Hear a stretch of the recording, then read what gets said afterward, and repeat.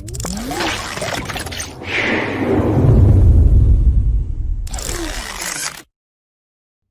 vị và các bạn thân mến, thương hiệu công nghệ Xiaomi nổi lên như một hiện tượng và được mệnh danh là Apple của Trung Quốc. Xiaomi có chiến lược kinh doanh và truyền thông hoàn toàn khác biệt. Các sản phẩm của hãng có thể dễ dàng nhận biết và mức giá của nó thực sự được người dùng ủng hộ. Xiaomi đã và đang chứng tỏ là thương hiệu có tính toán đúng đắn trong từng bước chiến lược marketing của mình. Vậy ngay sau đây, hãy cùng trường doanh nhân HBR khám phá chiến lược marketing của Xiaomi, câu chuyện từ vô danh đến Phượng Hoàng Trung Hoa. Trước tiên, hãy tìm hiểu vị thế của Xiaomi trên trường quốc tế. Tính đến thời điểm tròn 8 tuổi, những gì mà Xiaomi đạt được tới thời điểm này thực sự tuyệt vời và đáng ngưỡng mộ. Xiaomi đã trở thành nhà sản xuất smartphone lớn thứ 3 trên thế giới chỉ sau hai gã khổng lồ của ngành công nghiệp là Samsung và Apple. Không những vậy, thương hiệu này đã cách mạng hóa ngành công nghiệp smartphone với một chiến lược đột phá, bán sản phẩm cao cấp với giá bình dân.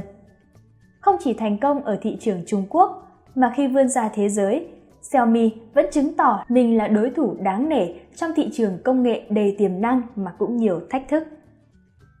Trước tình trạng smartphone Trung Quốc đang dần trở nên bão hòa, dẫn đến việc các thương hiệu cần thúc đẩy và tăng tốc việc mở rộng ra nước ngoài, đặc biệt là Xiaomi.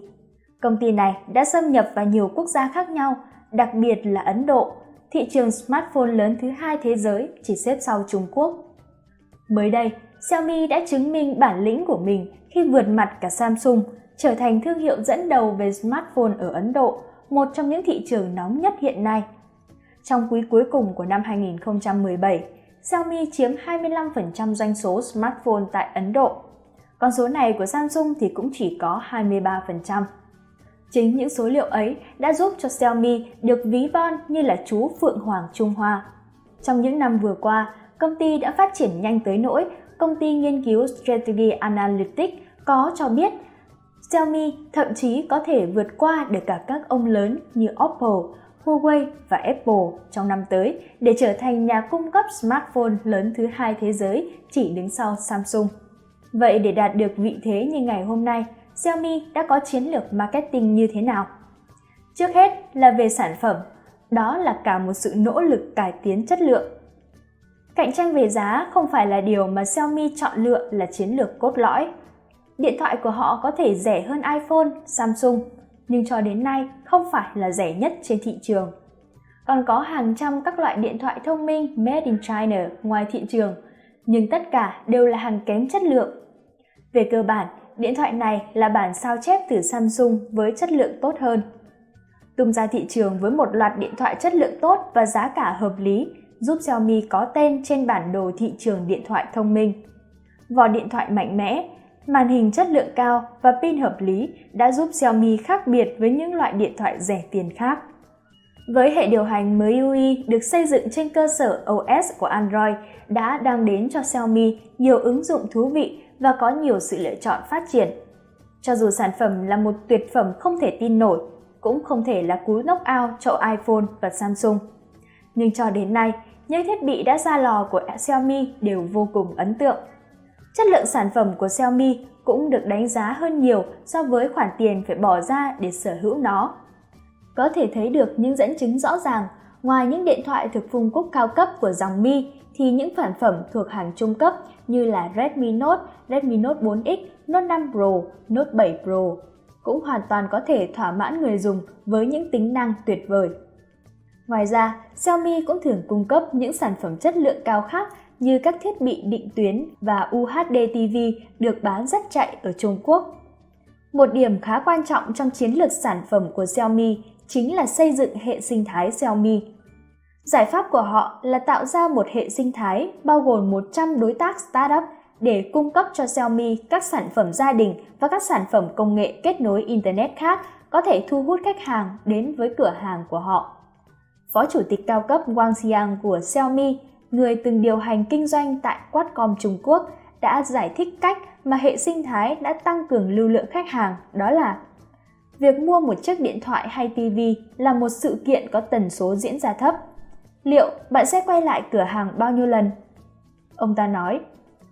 Nhưng nếu bạn cần có một chiếc loa Bluetooth, một cái nồi cơm điện kết nối Internet hay một máy lọc không khí với giá cả phải chăng, và mỗi sản phẩm đó không chỉ tốt nhất thị trường mà còn tốn ít tiền hơn so với các sản phẩm khác cùng hạng mục. Hệ sinh thái chúng tôi thậm chí có thể cung cấp cho người dùng những sản phẩm mới lạ mà họ không biết là nó thực sự có tồn tại. Vì vậy, họ sẽ tiếp tục quay trở lại cửa hàng của Mi Home và Xiaomi để xem chúng tôi có gì. Còn về chiến lược về giá, hẳn không thể phủ nhận đó chính là chiến thuật giá rẻ. Cũng có thể nói, chìa khóa chính tạo nên sự thành công của Xiaomi chính là nhờ giá cả sản phẩm mà hãng bán ra. Các sản phẩm chủ lực của hãng tung ra có mức giá tầm trung nhưng lại sở hữu đầy đủ các tính năng mạnh mẽ, cạnh tranh trực tiếp với những thiết bị thuộc phân khúc hàng cao cấp và các ông lớn trong ngành di động. Xiaomi cũng nhận ra rằng bán điện thoại với giá rẻ gần với giá sản xuất không phải là một chiến lược lâu dài và bền vững, nhưng họ vẫn bắt chước một phần chiến lược của Amazon. Mặc dù Xiaomi liên tục được so sánh với iPhone, đặc biệt là nhà sáng lập Lei Jun có phong cách và uy tín tạo được nguồn cảm hứng giống như Steve Jobs, nhưng nó vẫn được bán rẻ hơn so với iPhone. Bạn hãy tưởng tượng rằng nếu một nhà sản xuất không phải mất chi phí cho các dịch vụ trên, bỏ qua khái niệm chuỗi cửa hàng bán lẻ mà thay vào đó là bán hàng trực tuyến, không phải lo lắng về chi phí kho bãi và phân phối, chắc hẳn sẽ giảm được chi phí. Đó chính là cách làm thế nào mà Xiaomi bán được điện thoại cao cấp của mình với giá rẻ đến như vậy. Lợi nhuận từ phần cứng tuy rất ít, nhưng họ có chiến lược rõ ràng để khai thác doanh số từ các ứng dụng gia tăng. Các kỹ sư của Xiaomi được khuyến khích thường xuyên nói chuyện với người tiêu dùng về hữu ích của các ứng dụng. Trên mạng xã hội của Xiaomi liên tục xuất hiện các ứng dụng mới và rõ ràng khách hàng đã mua điện thoại với giá rẻ nhưng lại được liên tục trả thêm tiền cho các ứng dụng và dịch vụ gia tăng. Trước khi Xiaomi xuất hiện, trên thị trường Trung Quốc cũng đã xuất hiện nhiều điện thoại giá rẻ mà đẹp. Tuy nhiên, những sản phẩm đó có chất lượng thấp và gắn cho thị trường điện thoại Trung Quốc một cái nhìn kém thiện cảm. Thế nhưng giờ đây, Xiaomi đang mang lại những tín hiệu tích cực cho thị trường này bằng cách ra đời những sản phẩm cao cấp và giá cả phải chăng. Đó mới chính là điều mà người tiêu dùng mong muốn, nhưng đồng thời cũng là mối đe dọa về lợi nhuận đối với các ông lớn như là Apple hay là Samsung. Còn về vấn đề địa điểm thì Xiaomi đã và đang lựa chọn được thị trường một cách đúng đắn. Mặc dù có nhiều tin đồn Xiaomi sẽ thâm nhập thị trường Bắc Mỹ hay châu Âu, nhưng trên thực tế, 95% lượng sản phẩm của họ được tiêu thụ tại thị trường Trung Quốc. Khi chiếm lĩnh mạnh mẽ thị trường nội địa, mục tiêu tiếp theo sẽ là thị trường Đông Á. Có vẻ Xiaomi không vội vàng xâm nhập các thị trường mà iPhone và Samsung đang làm mưa làm gió. Thay vào đó, họ tập trung xây dựng lại thị phần nội địa để làm sức bật chiếm lĩnh các thị trường đang phát triển khác. Họ cũng tránh xa thị trường châu Âu và Bắc Mỹ, nơi mà đang diễn ra những cáo buộc nguy cơ an ninh mạng đến từ Xiaomi. Yếu tố cuối cùng trong chiến lược marketing của Xiaomi đó chính là yếu tố truyền thông. Khả năng tạo tin đồn trước khi tung ra sản phẩm của Xiaomi là rất hiệu quả. Nó đã tạo ra sự tò mò của toàn xã hội. Những bài viết về Xiaomi có lượng view rất cao. Mọi người ai cũng nói về Xiaomi. Mạng xã hội thì tràn ngập hình ảnh Xiaomi từ nghiêm túc đến hài hước. Khi tung sản phẩm, họ thực hiện các chiến dịch bán hàng chớp nhoáng, bán một số lượng hạn chế trong một thời gian nhất định, tạo ra sự khan hiếm của thị trường. Phương pháp này đã tạo ra tin đồn lên đến đỉnh điểm và lan rộng khắp cả Trung Quốc. Sức mạnh truyền miệng đã giúp Xiaomi thăng hoa hơn bao giờ hết. Ngoài ra, Xiaomi còn luôn chủ động và xây dựng thành công số lượng người hâm mộ khổng lồ trên mạng xã hội. Họ tích cực tham gia tương tác với khách hàng. Các kỹ sư thì luôn dành thời gian để trao đổi, giải thích các tính năng kỹ thuật hay ứng dụng. Các diễn đàn mà Xiaomi lập ra trở thành một nơi cho người dùng để trao đổi, cập nhật hay tải những ứng dụng mới. Lượng người hâm mộ của Xiaomi, Mi Fans thì lại trở thành những tín đồ truyền bá ứng dụng của họ. Nếu như Samsung luôn mạnh tay về ngân sách marketing, thì Xiaomi lại chọn một cách chi tiêu khác. Không chiến dịch quảng cáo, không cần người nổi tiếng, hãng chỉ dựa vào sức mạnh của Internet, của mạng xã hội, của các diễn đàn, hội nhóm để từ đó chuyển đi thông điệp. Điều này giúp tiết kiệm rất nhiều chi phí, từ đó cho phép hãng giảm giá bán sản phẩm. Xiaomi cũng là một trong số ít những tập đoàn công nghệ tập trung phân phối sản phẩm hoàn toàn trên kênh thương mại điện tử.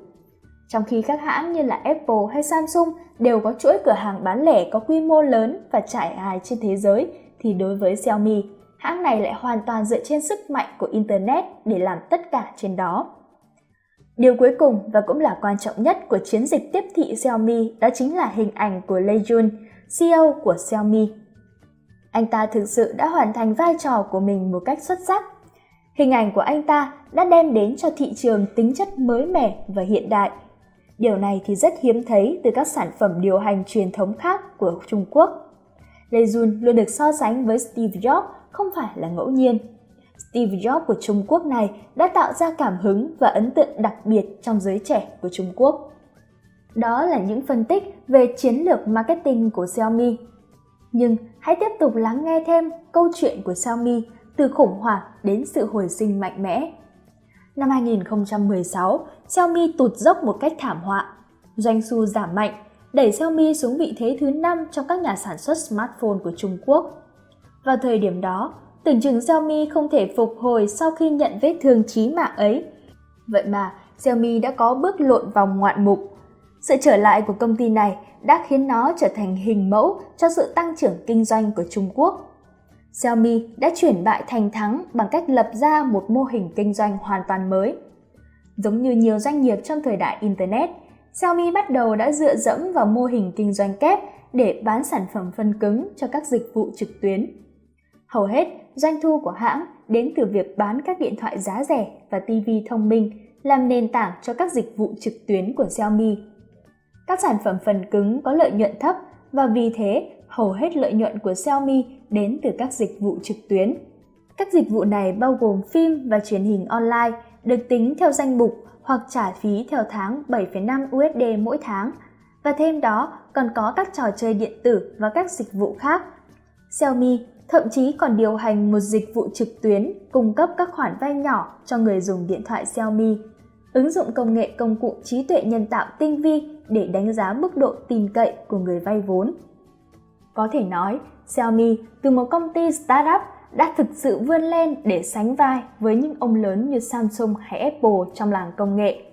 Và tất cả những điều nêu trên đã phần nào chính là yếu tố làm nên thành công của họ. Hy vọng rằng chính bài học ngày hôm nay sẽ giúp quý vị và các bạn, những marketer, có thể hoạch định được chiến lược marketing thành công, phát triển doanh nghiệp mình. Còn bây giờ, cảm ơn quý vị và các bạn đã chú ý lắng nghe bài học. Kính chào tạm biệt và hẹn gặp lại ở những video tiếp theo.